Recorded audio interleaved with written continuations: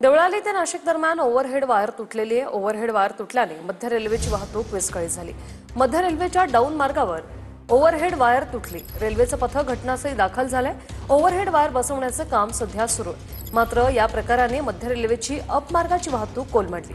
अनेक एक्सप्रेस गाड्या 5 ते 6 तास उशिराने धावत आहेत। याचा आढावा घेतलाय आमच्या प्रतिनिधींनी, पाहूया।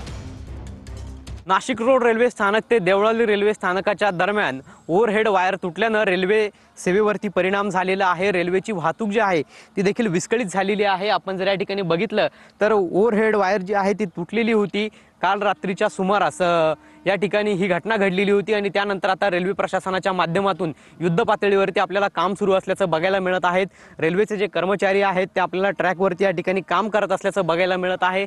खरं तर नाशिक रोड आणि देवळाली स्थानकादरम्यान ही घटना रात्री घडली होती आणि त्यामुळे रेल्वे वाहतुकीवरती परिणाम झाला होता। तात्पुरत्या स्वरूपात या ठिकाणी जे ओव्हरहेड वायर जी आहे ती त्याचं काम करून एक रेल्वेचा ट्रॅक जो आहे तो सुरू करण्यात आलेला आहे। आपण सध्या अपवरच्या मार्गावरती आहोत। या ठिकाणी अपची लाईन जी आहे ती सुरू झालेली आहे। मात्र डाऊन जी नाशिकच्या बाजूला जाणारी, जी मुंबईकडून नाशिकच्या बाजूला जाणारी रेल्वे ट्रॅक आहे त्या रेल्वे लाईनवरती आपल्याला सध्या काम सुरू असल्याचं बघायला मिळत आहे। मात्र काही गाड्या ज्या आहेत त्या आता मार्गस्थ करण्यात आल्या आहेत, त्यामुळे कुठेतरी प्रवाशांना देखील दिलासा मिळालेला आहे। पवन येवले, TV9 मराठी, नाशिक।